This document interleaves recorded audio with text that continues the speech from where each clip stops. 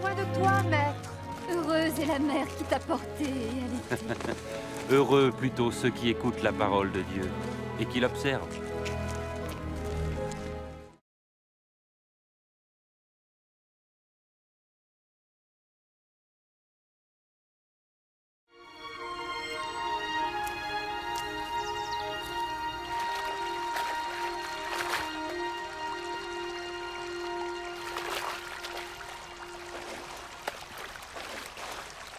Apprends-nous à prier, comme Jean l'a appris à ses disciples. Quand vous priez, dites « Notre Père qui es aux cieux, que ton nom soit sanctifié, que ton règne vienne, que ta volonté soit faite sur la terre comme au ciel. Donne-nous chaque jour notre pain quotidien. Pardonne-nous nos offenses, comme nous pardonnons aussi à ceux qui nous ont offensés. Protège-nous contre la tentation et délivre-nous du mal. »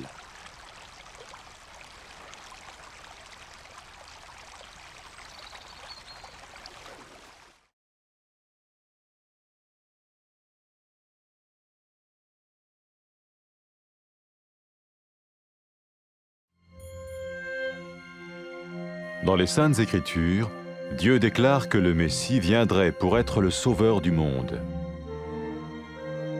La vie de Jésus prouve qu'il est bien celui dont les prophètes avaient parlé. Ésaïe a prophétisé que la Vierge deviendrait enceinte et qu'elle enfanterait un fils. Des siècles plus tard, la naissance de Jésus accomplissait cette prophétie.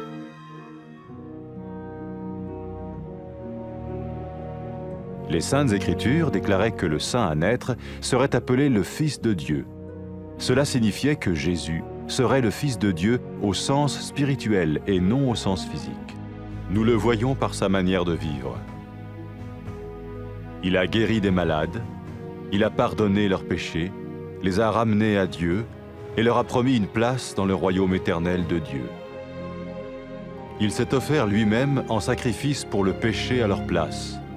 Puis il est revenu à la vie, victorieux sur la mort selon le plan de Dieu. Jésus a dit « Personne ne me prend la vie, mais je la donne de ma propre volonté. » La vie de Jésus n'a pas seulement accompli les écrits des prophètes, mais elle a aussi confirmé la vérité de la sainte parole de Dieu. Les prophètes avaient écrit « Ta parole, ô mon Dieu, est parfaite, elle dure à toujours. » Jésus lui-même a dit « Le ciel et la terre disparaîtront, tandis que mes paroles ne disparaîtront jamais. » Jésus est venu pour nous donner la vie dans toute sa plénitude. Mais quand l'homme a désobéi à Dieu dans le jardin d'Éden, il a choisi sa propre voie et ses actions l'ont séparé du Créateur.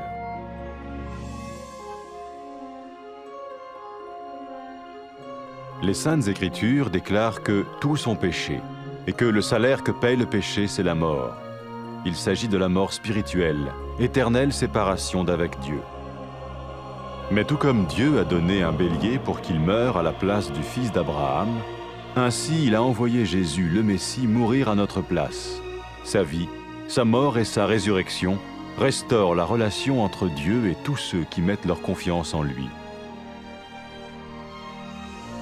Maintenant, non seulement Jésus pardonne les péchés de ceux qui le suivent, mais il les sauve aussi du jugement éternel de Dieu.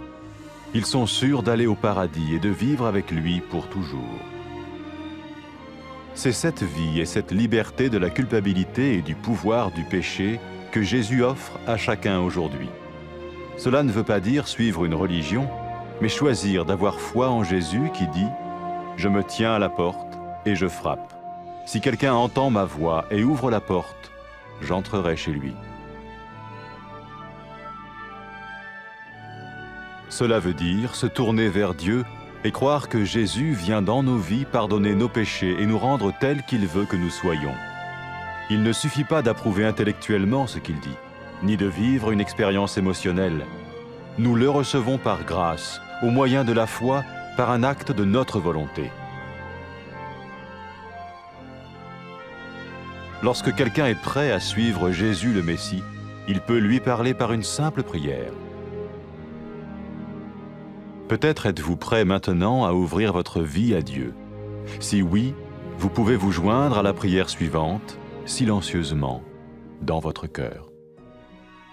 Seigneur Jésus, j'ai besoin de toi. Merci d'être mort sur la croix pour mes péchés.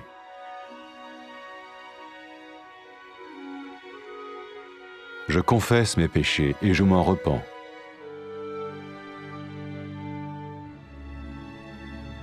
Je t'ouvre la porte de ma vie et je te reçois comme mon Sauveur et Seigneur.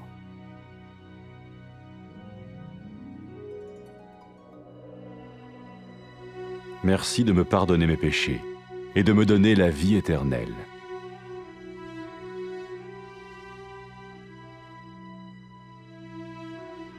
Fais de moi le genre de personne que tu veux que je sois. Maintenant que je deviens l'un de ceux qui te suivent. Amen.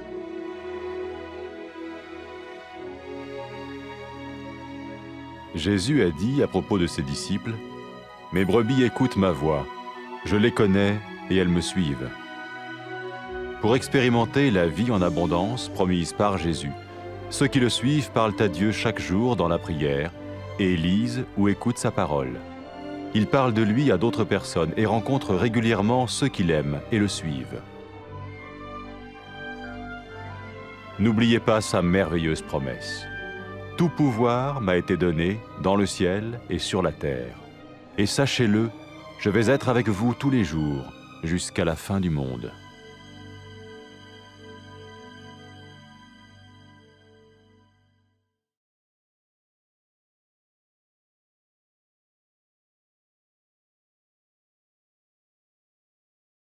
চাই যিশু, এমন ছেলে যার সেই মা কত সুখী। তার চেয়েও সুখী যে ঈশ্বরের বাক্য শোনে, সেই মতো চলে।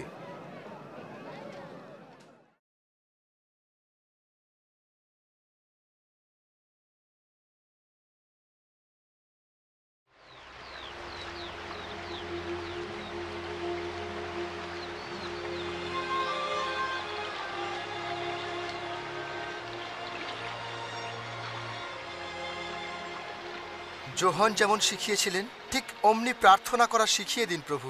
প্রার্থনায় বলবে, হে আমাদের স্বর্গস্থ পিতা, তোমার নাম ধন্য হোক, তোমার রাজ্য আসুক, যেমন স্বর্গে তেমনি পৃথিবীতেও তোমার ইচ্ছাই পূর্ণ হোক।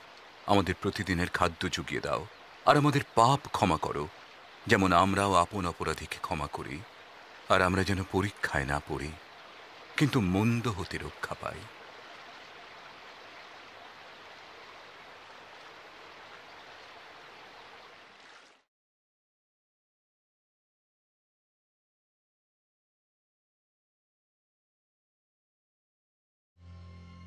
অনেক দিন আগে শাস্ত্রে নবীরা লিখেছিলেন যে ঈশ্বর পাপীদের উদ্ধার এবং তাঁর সঙ্গে পুনর্মিলনের জন্য মশীয়কে পাঠিয়ে দেবেন।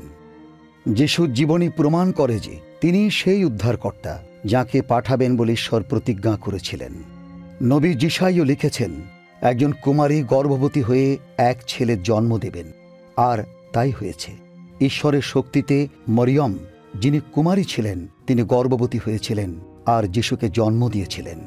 শাস্ত্রে যেভাবে লেখা হয়েছিল, তার এই অলৌকিক জন্ম হচ্ছে ঈশ্বরের চিহ্ন যে এই শিশুটি সেই মশীহ যাকে ঈশ্বর তাঁর পুত্র বলে সম্বোধন করেছেন। লোকেরা যিশুর মধ্যে ঈশ্বরের ক্ষমতা ও শক্তি দেখতে পেয়েছিল। তিনি লোকদের সুস্থ করেছিলেন, তাদের পাপের ক্ষমা দিয়েছিলেন, আর তার অনন্ত রাজ্যে স্থান দেবার প্রতিজ্ঞা করেছিলেন।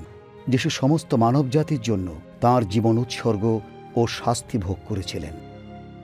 তারপর তিনি আবার জীবিত হয়ে উঠলেন, এই প্রমাণ করার জন্য যে মৃত্যুর চেয়ে তাঁর ক্ষমতা মহৎ। যীশুখ্রিস্ট বলেছিলেন, আমার জীবন দেওয়ার বা নেওয়ার ক্ষমতা কেবল আমারই আছে।